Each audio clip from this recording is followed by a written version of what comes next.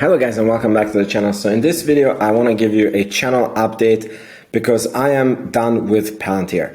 And this is not a bearish thing, this is definitely not a bearish thing, but I just wanted to inform you what you can expect for the channel, why, and so that you can follow my thought process a little bit. If this video is not for you, that's okay, I don't mind. This is more of a community video where I talk about myself and my portfolio. So if it's not your cup of tea, there's really no hard feelings. Just make sure that you're subscribed to the channel, but then you can leave. And if you're here to stay, welcome. You can also reach out to me on Twitter. Vince is bullish, that's my Twitter handle. So I am done with Palantir. How am I done with Palantir? I was looking at my portfolio and I thought that I had 70+% of my portfolio in Palantir and the rest of my portfolio in Tesla. But the problem is that Tesla, I bought it at $240, so it's very red, and Palantir is very, very green. I actually have a very good cost basis for Palantir. So when I was looking at it, my portfolio is actually 85% Palantir.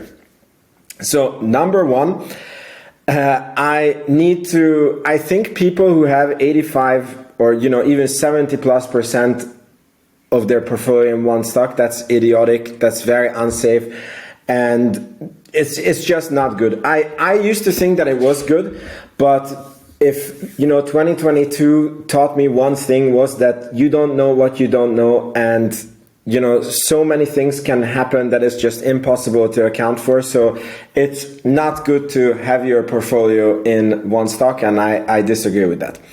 So that's number one. Number two, I refuse to sell Palantir because I do feel that it's going to be a multi-$100 stock in the future. However, I do need to reduce my exposure to Palantir.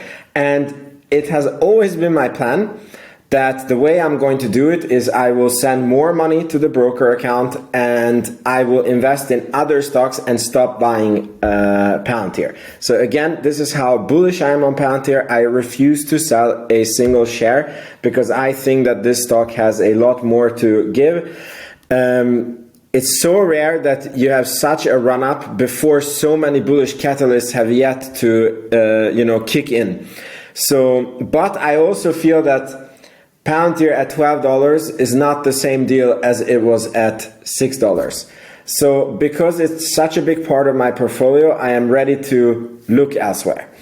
And I want to be, it's funny because I am not a trained financial analysis. I wouldn't say that I know quite a bit about the stock market, but I'm learning everything as I go and from experience, and I'm sharing basically in real time as I'm learning with you guys.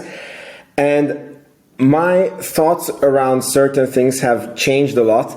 And one of the mistakes that I did last year is that, which wasn't a mistake last year, is that I wanted to have an extreme amount of margin of safety. Meaning if there was a company that I knew was a stellar company, and there's one company specifically that I'm thinking about, and that is Shopify, and I wanted the stock to hit below $24 because based on my fantastic little down to the last cent calculation, that's when I would have the exact margin of safety where it would super make sense to me, right? The stock came down to something like $27. Okay, even if my price target would have been $27, I didn't have money available on the market to take advantage of that. But I've learned from this situation, the stock is, I don't know, 5 times as much now as it was at that time. So it would have been a 5x in no time. And the problem was that the company in itself was an exceptional company. Like they have almost a monopoly, or maybe even they have a monopoly. I know that this company is going to be around in the next, many, many decades.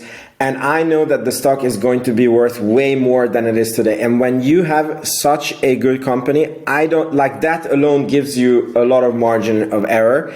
So I will not be so picky on my stock price in the future when it comes to amazing companies. And I do have my eyes set on 3 companies, and I want to share this with you. And I'm also going to be an investor who is always going to follow my investments. So I'm gonna keep making a lot of Palantir videos because I want to definitely stay in the know. I want to update you guys, but I will not be adding Palantir to my position in the future. And the companies now that I think they are similar deals like Palantir was when it was at $6. Number one, I think you know this if you watch the channel, and that is Tesla. That company is so amazing. And just like with Palantir, I think that opportunities come from when the market sees something one way and you see something a completely different way, and you of course have to be right. So that's the most important thing, is that you have to be right. And I feel that Tesla has been beaten down a lot, very unfairly. People don't, or analysts, I should say, because the retail investors are very, very amazing. So people don't think with the full self-driving opportunity. It's not at all in calculations. The robotaxi is not in the calculations. The Tesla bot is not in the calculations.